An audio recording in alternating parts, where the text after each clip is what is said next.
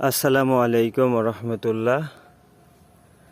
তো অনেকেই আছে যারা মিটার দেখতে পারে না। এই বিদ্যুৎ বিল আর এই বিদ্যুৎ কোম্পানির লোকেরা যখন বিদ্যুৎ বিল লিখতে আসে তখন আপনার বেশি বিল লিখে যায়, আবার কম লিখে যায়। পরবর্তীতে সেটা নিয়ে জটিল সমস্যার সৃষ্টি হয়।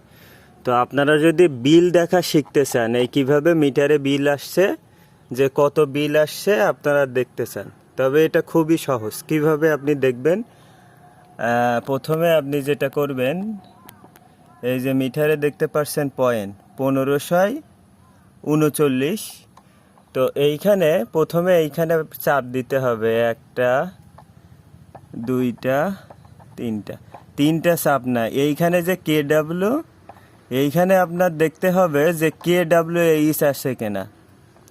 KWH থাকলে আপনার এইটা ইউনিট, এখানে ইউনিট আসছে 1549 ইউনিট।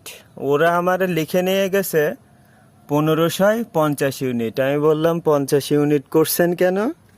ওরা বলল যে একটা ফিগারে রাখতে হয়। ওরা ভাবছিল যে হলো আমি মনে হয় এই মিটার মনে হয় দেখতে পারে না। তো এই আপনারা হিসাব করবেন কিভাবে? হিসাব করার জন্য যে আগের মাসে যে বিলটা আসছিল ওই বিলটার সাথে প্রথমে এই বিলটা তুলে নেবেন। এই বিলটা তুলে নেওয়ার পরে আপনারা মাইনাস দিবেন, তারপরে মাইনাস দিয়ে ওই বিলটা দিবেন। দিলে আপনার এই যে সংখ্যাটা আসবে ওইটাই হলো আপনার মূল বিল। আমার আগের মাসে আসছিল 1505 ইউনিট, এই মাসে আসছে হলো 1549 ইউনিট, মানে 44 ইউনিট হয়েছে। 44 ইউনিট হয়েছে, ওরা 45 ইউনিট লিখে নিয়ে গেছে। ও এখানে একটা সমস্যা হয়েছে। ওরা আমার বলছিল যে 5 ইউনিট মানে 50 ইউনিট। এখন কথা হচ্ছে 50 ইউনিট মানে তো অনেক, 45 লিখছে নাহলে 50 লিখছে। তো এখন কথা হচ্ছে আপনারা যদি এইসব মিটার না দেখতে পারেন তাহলে এইরকম, এটা সরকারি হোক কিন্তু এটা 80টা সমিতির মাধ্যমে এটা চলে বাংলাদেশে। আপনার 80টা সমিতির কাছে দায়িত্ব দেওয়া আছে, তারা মূলত এরা চালায় ভাগ ভাগ করে নিয়ে। এই যে টাকাগুলো উঠবে এগুলো লাভের টাকা।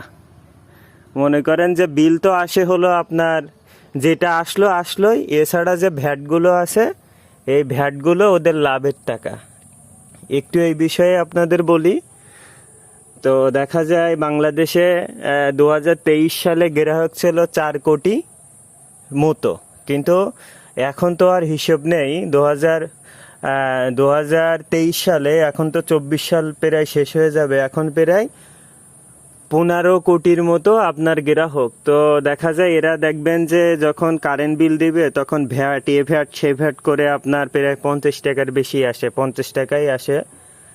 তো মনে করেন 4 কোটি 5 কোটি যদি গ্রাহক থাকে, তো 5 কোটি গ্রাহকের কাছ থেকে যদি তারা ভ্যাট নেয় 50 টাকা, তাইলে কত কোটি টাকা তাদের আসে। এছাড়া এই যে বিল নিয়ে যায়, এই বিলের কারোর সঠিক নাই। দেখা যায় কিছু মানুষের সঠিক, আবার দেখা যায় বেশি মানুষের আপনার এই সমস্যা থাকে। আপনি যদি সমস্যা দেখতে চান তাহলে যখন বিদ্যুৎ অফিসে যাবেন তখন দেখবেন যে কত মানুষের কত সমস্যা। এর সে বিদ্যুৎ বিল বেশি আসছে, ওর এই সমস্যা।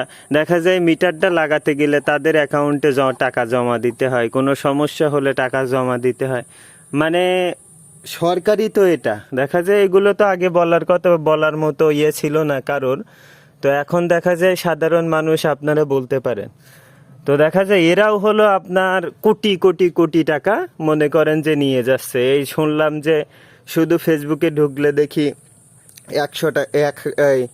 200 কোটি 500 কোটি টাকা হলো ঋণী।